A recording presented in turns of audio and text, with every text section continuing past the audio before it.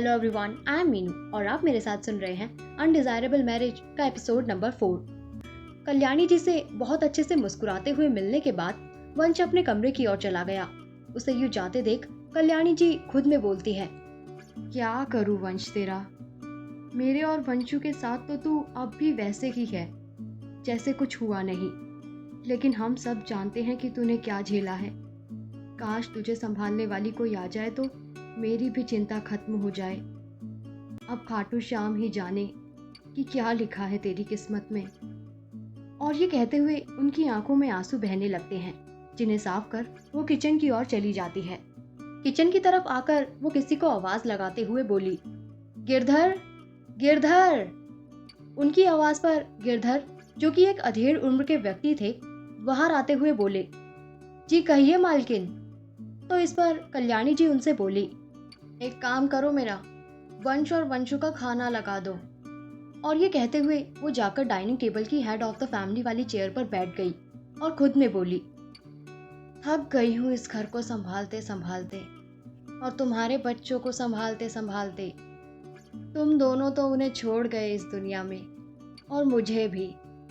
अब बस उन्हें और इस घर को संभालने वाला कोई आ जाए ताकि मैं शांति से मुक्त हो सकूं इन जिम्मेदारियों से।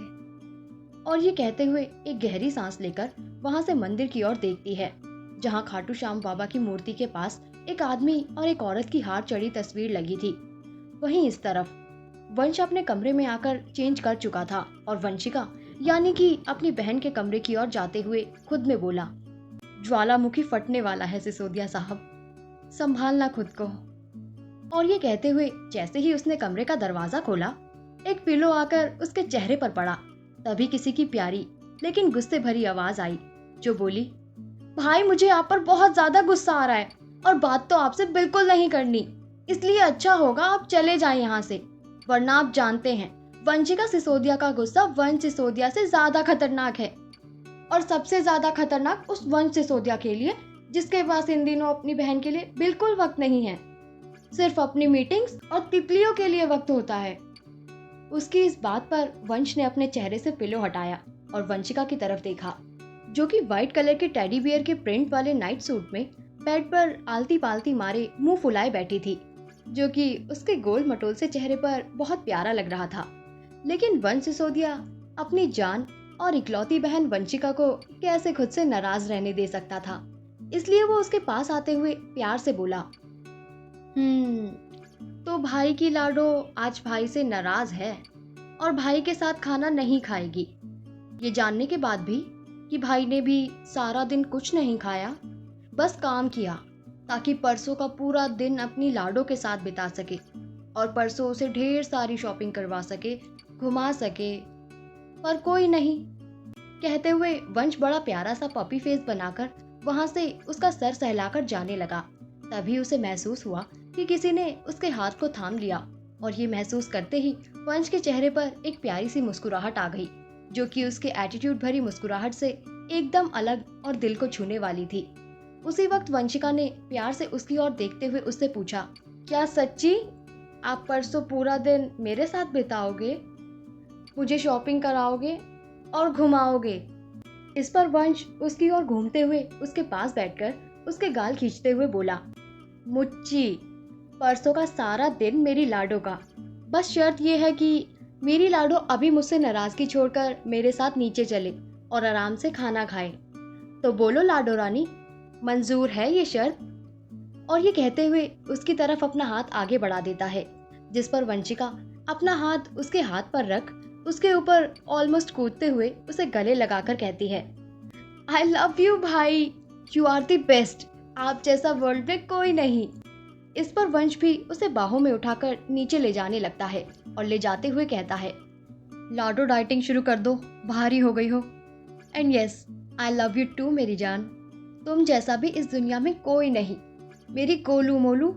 उसके ये कहते ही वंशिका उसे सीने पर मुक्के मारते हुए बोलती है, आपने मुझे मोटा कैसे बोला, आई हेट यू, और उससे मुंह फेर लेती है। लेकिन वंश उसी तरह उसे ले जाकर डाइनिंग टेबल की चेयर पर बैठाते हुए बोलता है, लेकिन आई लव यू अ लॉट मेरी गोलू। और ये कहते हुए उसे गुदगुदी करने लगता है, जिस पर वंशिका भी खुद को रोक नहीं पाती और कुछ वक्त में खिलखिलाकर हंस पड़ती है। दोनों एक दूसरे के साथ यूं ही मस्ती में लगे होते हैं कि कल्याणी जी उन्हें रोकते हुए कहती है, चुप करो दोनों और शांति से खाना खाओ और अपने अपने कमरे में जाओ। वंशु, कल तुम्हें कॉलेज जाना है और वंश को ऑफिस। ये क्या जंगली खाना बना रखा है घर को। उनके ये कहने तक गिरधर काका सबके लिए खाना लगा चुके होते हैं, इसलिए वंश और वंशिका भी चुपचाप खाना खाने लगते हैं। तभी वंशिका अपनी दादी से चहकते हुए कहती है, पता है दादी माँ, भाई ने प्रॉमिस किया है कि परसों वो सारा दिन मेरे साथ बिताएंगे, मुझे शॉपिंग करवाएंगे, घुमाएंगे, सब कुछ, और नो ऑफिस परसों। I am so excited. इस पर कल्याणी जी वंश की ओर देखते हुए बोली, चलो मेरी ना सही, लेकिन तेरी इच्छा तो पूरी करने के लिए उसके पास वक्त है। I am very happy for you. उसकी ये बात सुन उनके पास बैठा वंश उनके हाथ पर अपना हाथ रखते हुए बोला, दादी, आप मुझसे चाहती हैं कि मैं किसी से शादी कर लूं, और जो पिछली बार हुआ उसके बाद मेरा इन चीजों से भरोसा उठ गया है, इसलिए मैं नहीं कर सकता ये। हाँ, मैं फ्लर्ट करता हूँ, गर्लफ्रेंड चेंज करता हूँ, लेकिन सारी जिंदगी किसी को अपने साथ बांधकर मैं नहीं रख सकता। ना किसी पर आपको और वंशु को लेकर भरोसा कर सकता हूँ इतनी जल्दी, इसलिए मैं आपकी ये इच्छा पूरी नहीं कर सकता। इसके अलावा तो आप मेरी जान भी मांग ले, वो हाजिर है। और ये कहते हुए उसके चेहरे पर गंभीर भाव झलक रहे थे। इस पर कल्याणी जी कहने लगी, लेकिन वंश ने उन्हें बीच में रोकते हुए कहा, प्लीज दादी माँ, अब इस बात पर कोई डिस्कशन नहीं होगा, प्लीज। और चुपचाप अपना खाना खाने लगा। तो कल्याणी जी और वंशिका भी खाना खाने लगी बिना कोई बात आगे बढ़ाए। कुछ वक्त बाद वंश के कमरे में वो खाना खाकर अपने कमरे में गया तो उसके दिमाग में दादी माँ की बातें चलने लगी, जिनसे ध्यान हटाने के लिए वो अपना फोन स्क्रॉल करने लगा। तभी उसे दर्श का मेल नजर आया, जिसमें उसने रिवा की इंफॉर्मेशन भेजी थी और नीचे लिखा था, एक बार जरूर पढ़ लेना कोई भी फैसला करने से पहले। ये देख उसने मेल खोला और उसमें लिखी इंफॉर्मेशन देख वो दंग रह गया। तभी उसके चेहरे पर गुस्से और दुख के मिले जुले भाव आ गए और वो बोला, कैसे कैसे लोग हैं इस दुनिया में, इन्हें अपना तो छोड़ो, इंसान कहने तक में शर्म आनी चाहिए खुद को। और ये लड़की इतना सब झेल कर भी इतना मुस्कुरा कैसे लेती है, इतनी जिंदा दिल कैसे है। और ये कहते हुए वो अपने फैसले पर फिर विचार करने लगा। कहानी में आगे क्या होगा जानने के लिए सुनते रहिए कहानी के आने वाले एपिसोड्स। Thank you.